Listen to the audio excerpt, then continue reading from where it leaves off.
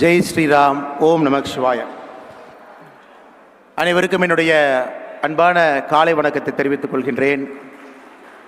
I take this opportunity to seek the blessings of our elders, Param Pujya Swamijis who are sitting here and guiding us, and also the wonderful delegates who are part of this very unique Temple Connect program. At the outset, I take the opportunity to thank and express my heartfelt appreciation for the chairman of this convention, Prasad Ladji, and the founder was instrumental behind making this convention, an event where the whole of Bharat is assembled in Tirupati today, Girish Kulkarniji. Ladies and gentlemen, brothers and sisters, I am very happy and very delighted.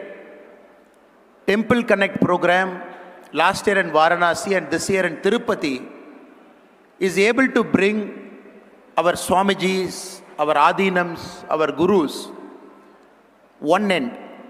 At the other end, very, very young, enthusiastic people. Nowhere I've seen a gathering in which youngsters are present, very passionately.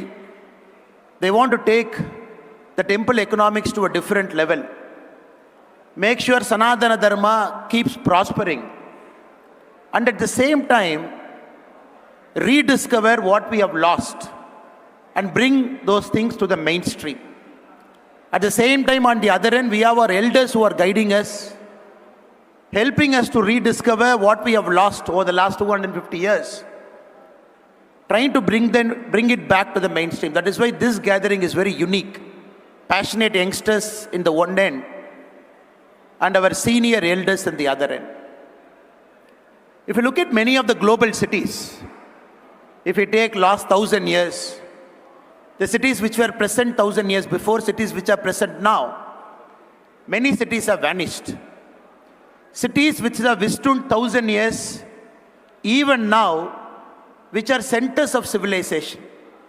If you take cities like Varanasi, cities like Madurai, cities like Ujjain, cities like Pushkar. If we take some of the cities, very clearly we can find cities which should withstand the ravages of time, which are standing for the last 1,000 years. Very clearly we can connect all those cities are temple cities. Only temple cities are eternal cities. They're there for a long, long time. Other day I was reading an article by a temple researcher called Sandeep Singh Ji. I think today or tomorrow is also talking here. He has gone through some of the American cities. Cities like Detroit, around World War II, which were the cradles of automobile manufacturing. It lost 25% of its population between 2000 and 2010. Those cities are fast coming down. At one point of time, big cities. Even now in India, some cities are called Detroit of India. If you go to Coimbatore, a city in which I'm living now, they say Coimbatore is Detroit of South India. But if you look at the status of Detroit, it is fast vanishing. Cities like Atlantic City, which is known for its gambling and which is known for its entertainment industry, it is one of the top 10 dying cities in US. It is the 9th out of 10 dying city. So cities which made a name in some sector, some industry, it is all fast going down. But cities which are eternal are our cities in which a temple is a fulcrum of that city. Very clearly from history we can understand. That is why this convention is very important, because we are trying to find a common denominator that is connecting all the temple cities. We are using the word called temple economics. We have heard a lot of economic theory. What is the temple economics? How can temple be the fulcrum of generating economic activity around that area, and more importantly, drive Bharat's growth? We are standing in this very, very holy Tirupati. We are all sitting at the feet of Lord Venkateshwara. This is not a very ordinary temple, not a very ordinary city. This temple is alone worth, if Tirupati Devasthanam is listing in the Indian stock market, its valuation will be 2.5 lakh crore. That will be the valuation of the Tirupati temple. And people have calculated the valuation by using smart metrics. This temple has got close to 10 tons of gold in the bank, 2.5 tons of gold as ornaments, 16,000 crore as bank deposit, 960 properties across India, Bharat. If somebody is doing a smart valuation, it comes to close to 2.5 lakh crore as market cap. To compare Tirupati Devasthanam to some of the large multinational companies in the world, a company like Nestle, a multinational company more than 100 years old, Nestle is around 2,10,000 crore market cap. If you look some of the big oil companies in India, like ONGC, it is around 1.6 lakh crore. Maybe there is something right Tirupati has done. There is something right that is happening in the Tirupati Devasthanam, which was formed by an act in 1932, which underwent some changes. There is a semblance of government control. At the same time, there is a freedom and autonomy also in the board, which has made Tirupati to be a temple in the last 100 years, especially after 1932, to reach this position, to reach this preeminent position. Nowhere in the world we can boast these numbers. Vatican City has seen 90 lakh people visiting it last year. Mecca, Saudi Arabia, 2 crore visited. The city where we are now, Tirupati, it had 3 crore people visiting it last year. One temple, one city had 3 crore people. Again, if somebody is getting into the economics behind Tirupati, of course, temple is big. Of course, Lord Venkateshwara is blessing us. There is a big market cap. There is a huge amount of money. Whether it is trickling down, Harvard has done a study understanding with respect to Tirupati, what is the market forces that is shaping up the city. If somebody has got the time, if you're looking at the Tirupati city per se, the employment that is getting generated, 38% of employment in Tirupati city is more on the trade, and transportation. It is all linked to the temple economy. 19% is closely linked to food manufacturing, value addition in the food industry. Everything, if you see, this temple, the whole district, the whole ecosystem around this place is connected to the offerings and service of God, which creates millions and millions of employment generation. Unfortunately, in our country, after 1947, for a long time, the Marxist concept of history, it always felt temples are a waste. It always felt temples are a wastage because some old kings who did not have any job, just to create labor and employment, they built temples. That is a Marxist version of history that was prevalent in our country for a long, long time.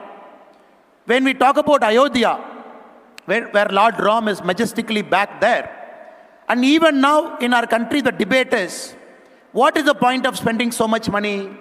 Who spent that money? Whether it is worth it? In states like Tamil Nadu, even people sitting in government will say, Government of India is wasting so much money in Ayodhya. That is the narrative they try to set. But for common people like you and me, we understand what Ayodhya is trying to do. 85,000 crore investment going to happen in the next 10 years. Crores of people visiting. The kind of economic activity Ayodhya is generating, it is going to have a trickle-down economics to the last person. The person who is involved in the flower business, the person who is assembling the flower, right from agarbatti, right from the puja saman, right from the manufacturing. It is going to create a huge ecosystem that is going to be built around temple economics.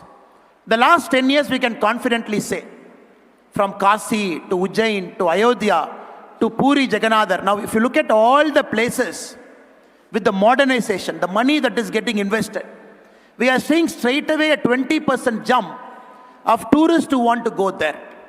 That is very, very important in our country. We are seeing this rebirth of temple economics. We are seeing this rebirth of common people going to a center of worship, which was standing there for 1,000 years, But maybe in the last 250 years, they never had the opportunity to go and see this pristine place. Now, since it is happening, a new kind of market forces operate.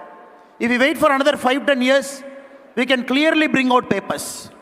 On Kashi Vishwanath temple, we can clearly bring out papers to say what the temple is, how many people visited, the trickle-down economics, how many people getting benefited, the total footfall. Again for temple in Ujjayi we can bring, again for Ayodhya we can bring, again for Puri Jagannathar temple we can bring. That is why I am very happy. This convention is acting as a catalyst, bringing all the eminent people across India, ideating, generating knowledge, trying to create a common platform where all of us together we can come, we can talk about how in the future temple can drive the economics of Bharat 25 years from now. Because I'm very, very confident Bharat has got 35 lakh temples, big and small. If I'm talking about my own state, Tamil Nadu has got 79,000 temples, 44,121 temples are under the direct control of HRNCE. We have 604 temples that are more than 1,000 years old.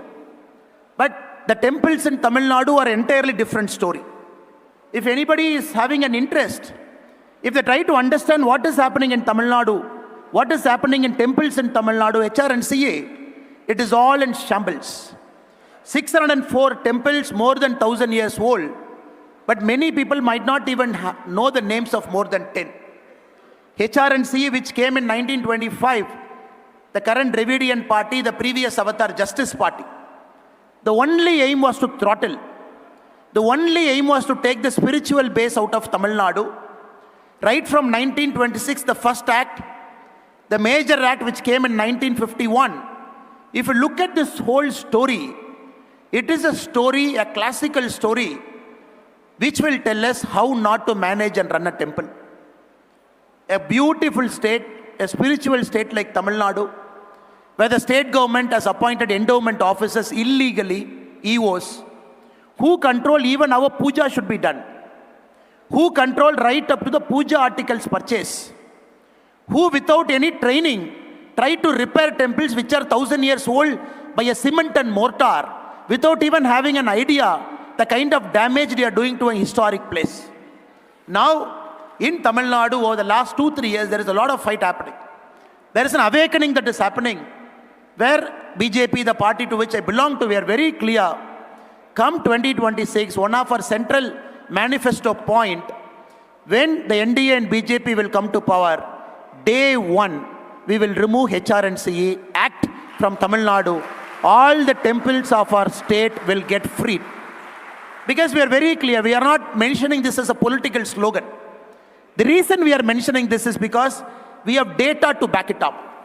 1986, when the HRNCE department published its first policy paper, it had 5,25,000 acres of land under its control. Can you believe?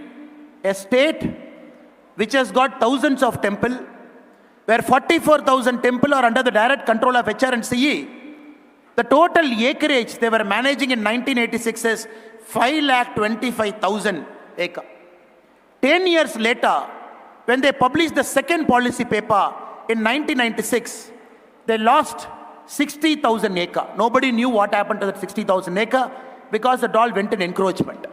After that, they stopped publishing policy papers. This is a state, this is a temple which officially from 2023 July to 2024 March, for a point of 9 months, total generation, total money that is generated by Tamil Nadu temples is 310 crore. Can somebody believe this? Such a huge temple base, 44,000 temples, direct control of HRNCE, 600 temples more than 1,000 years old.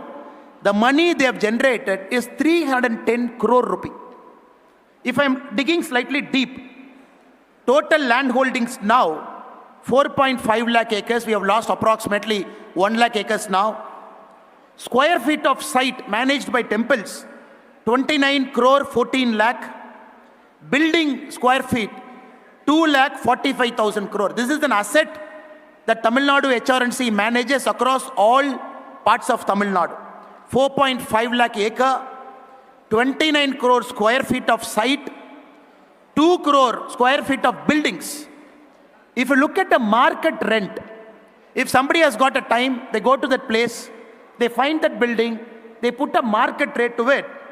As per our calculation, every year, bare minimum, they should generate 8,000 crore every year, bare minimum. But unfortunately, politicians have taken control of many of this. 50-year lease, 99-year lease. There are some properties in Tamil Nadu taken by some people, 1 rupee lease for 99 years. It belongs to temple. They've taken it for 1 rupee, 99 years. They're just holding it. So that is why the revenue that is shown is just a matter of 300 crore, which is the official document they have published for 9 months. So we are very clear, in the last 20 years, if we put market rate to all the temples mismanaged by the HRNC department in Tamil Nadu, it is close to 95,000 crore of unrealized rent that has happened in Tamil Nadu alone.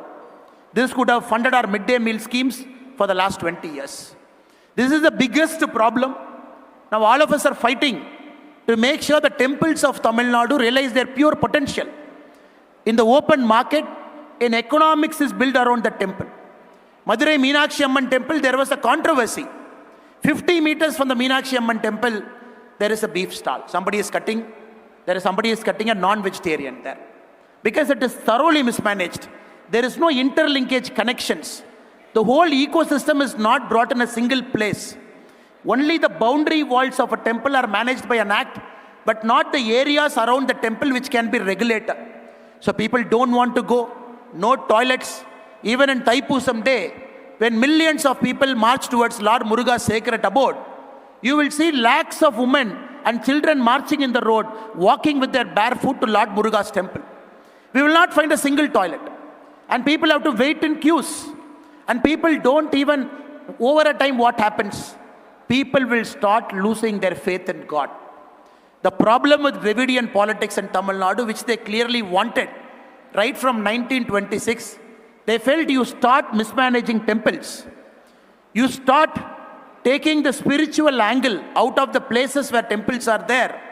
Slowly the next generation of people will start losing their faith in Sanatana Dharma. And over a point of time, you can make this state as a so-called secular, the secular word that is defined in most India by the Marxist historians. That is why we are fighting this as a matter of principle. That is why we are very clear, this has to be released from them. If I go one step further, again if you look at HRNC audits, the government spends, HRNC is the only department in Tamil Nadu which refuses to submit itself to CAG. Even after the Madras High Court said the HRNC has to submit itself to the CAG so that we can audit it, a paper can come out, common people like you and me can know what exactly wrong in the temple. As of now, March 2023, there are 1,87,000 audit objections pending from 1986. Audit objections are pending. How they purchased it, where they purchased it, what is the commission, nobody knows. That is why we keep telling the endowment officers are sitting inside Tamil Nadu temples only as commission agents to loot the temple's money, to suck the temple out of the hard-earned pilgrims' revenue. Now, if I am going one step further, who gave permission to appoint the endowment officers? Because many a time, many of our Adinams have gone to Supreme Court. In 1951, the Dharmapuram Adinam, Srila Sri Subramaniya Desikya Jnana Sambandha Pandara Sannadi Ayya, he went to Supreme Court stating, it is an Adinam temple. Tamil Nadu government doesn't have any right to appoint an EO. So based on this, in 1965 judgment, Supreme Court has cancelled government control over 45 temples. It said you cannot have an EO. These temples are something like Madurai Meenakshi Amman temple, Srirangam Ranganatha Swami temple, Tiruvannamalai Arunachala Swami temple, Tiruchendur Subramaniya Swami temple. Again, the Tamil Nadu government committed a fraud In 1965, the same year after the Supreme Court judgment came, they added section 75A, B and C in the act to say, okay, the Supreme Court has given a judgment, we can't immediately come out, we will hold it for 1 more year, after 1 year the government will come. At the same time, the law says, if there is any fight that is happening in the temple, if anybody can come and give a complaint to HRNC department, HRNC department has got the right to appoint an EO for 5 years. Now, based on this fraud, they keep appointing EOs, and that is why recently when somebody went to the court to ask for the appointment letters of all the executive officers in Tamil Nadu, HRNC says we have 600 EO. They couldn't produce appointment letters for 450 executive officers. So it is a constitutional fraud that is happening in the state of Tamil Nadu by the HRNC department, where 450 executive officers are illegally appointed without paper, because whenever the court is asking, they'll always find a way. If common man like you and me, we go to the court for a particular temple, fight it out, then the HRNC lawyer, he comes with a 20,000-page document. They will bury you in paperwork. A common man, a temple administrator, a private temple guy, an adinam has to fight it again and again and again. It will drag for 1, 2, 3, 4, 5, 6, 10 years. That is why many of the temples in Tamil Nadu are dragged in court cases where the HRNC has buried them in pages and pages of documents. So though it is an opportunity for me in this platform to talk about the vision that we have for Tamil Nadu, at the same time I'm talking about the lacuna and the problems that the state is currently having. That is why we are very, very clear. Day one, when Lord Venkateshwara gives us the opportunity for NDA to come to power, we want to remove this illegal act and free all the 44,121 temples free from HRNC. Then, just imagine the kind of temple economics we will be able to generate. The money that temples can generate, temples with the money in Tamil Nadu, the kind of hundi collection that happens, it can run all the government schools around the temple, it can run. It can take care of all the civic infra of that particular city. It can run engineering schools. It can also run centers of excellence for science. That is the kind of revenue, even at the mismanaged level, Tamil Nadu temples are able to generate. That is why it is so heartening for us to see when there is an Ayodhya, temple economics wise, when it makes sense. When Kashi Vishwanatha temple, temple economics wise, when it makes sense. When Ujjain, temple economics wise, when it makes sense. It gives lot of confidence for a common man. Even 70, 80 years of Dravidian political brainwashing, they will get that confidence seeing every time somebody travels to Kumbh Mela. Every time they see the meticulous organization that is happening. Every time they see 60, 70 crores of people coming there, very peacefully going out. Every time when people see that, their faith on Sanatana Dharma, especially for the youngsters, will keep increasing. Because it is very important in this age and time where everything is questioned. For everything, people want a science rationality. Seeing is believing. Seeing is believing.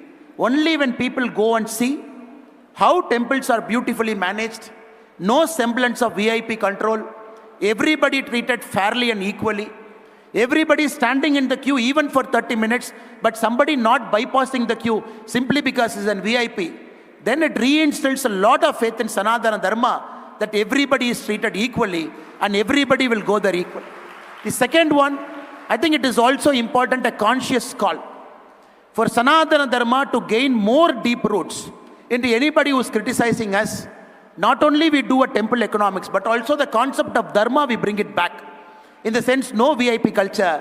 All temples should be riddled, should be free of the VIP culture that is prevalent in many of the temples, where a common man comes, waits in the queue, but there is a certain class of people who got the privilege to go there, do the darshan and come out. I think that is also something which, as a person, I believe that is very, very important for us to get connected with the youngsters so that they know everybody is treated fairly and equal.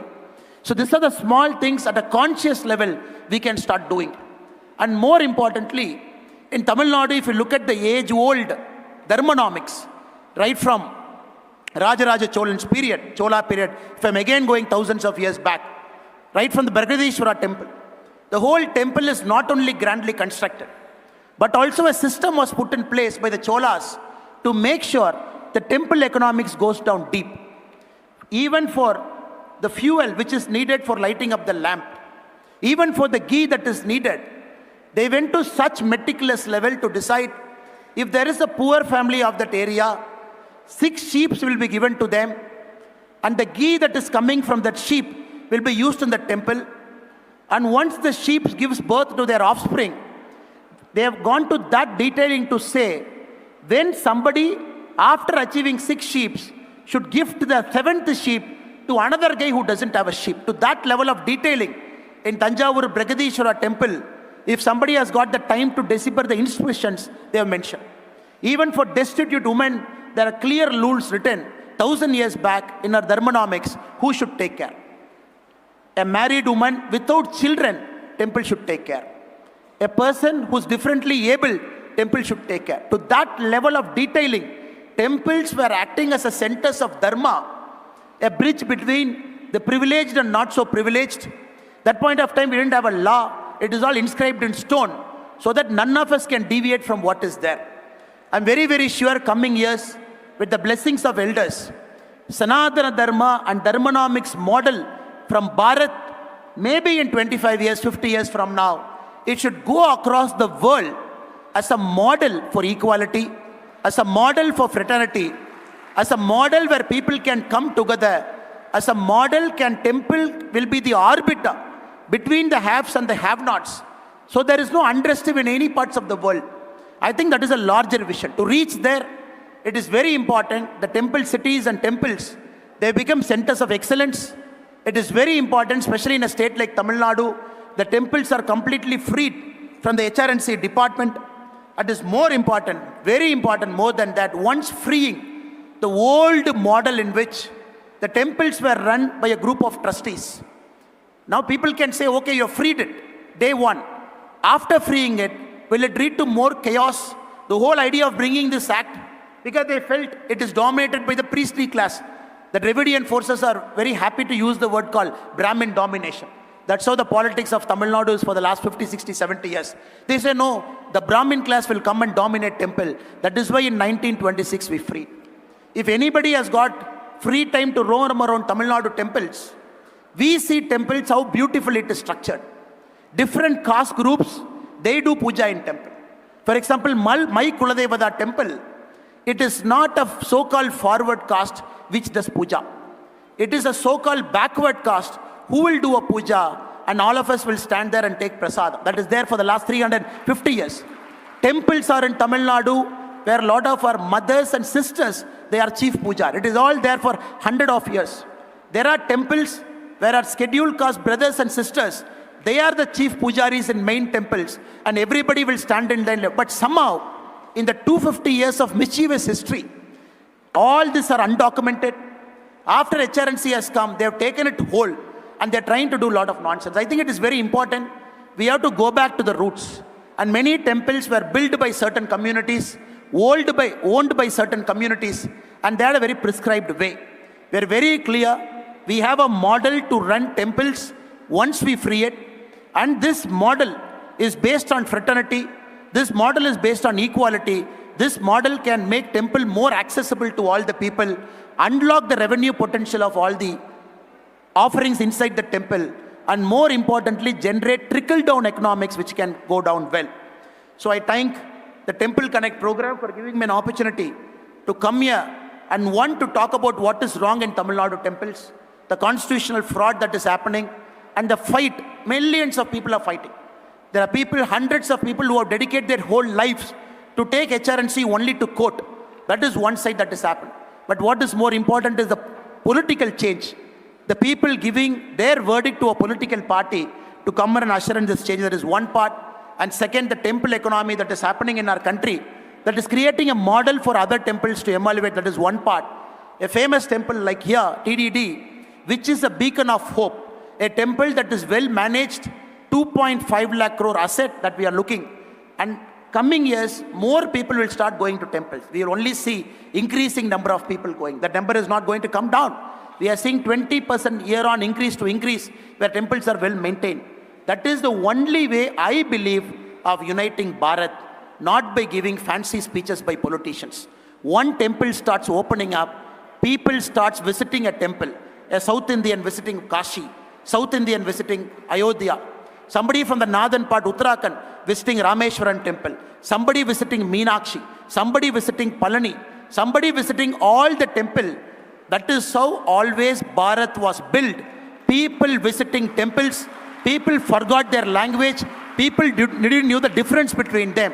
Once we start doing it and reconnecting it back, Bharat will always be connected, and I'm very sure God will give all of us an opportunity to be a part of this massive process in the future. I again take the opportunity of the organizers who are sitting here for giving me an opportunity to come and present here some humble viewpoints. I'm very, very aware this is a stage where a lot of people are doing massive work. A lot of people have done massive work. They're coming here and speaking. A small man like me who has got a vision with a team to keep bringing this changes. I also got this opportunity to present my viewpoint. I thank all of you for giving me that opportunity and for your patient listening. Thank you so much. Jai Bharat.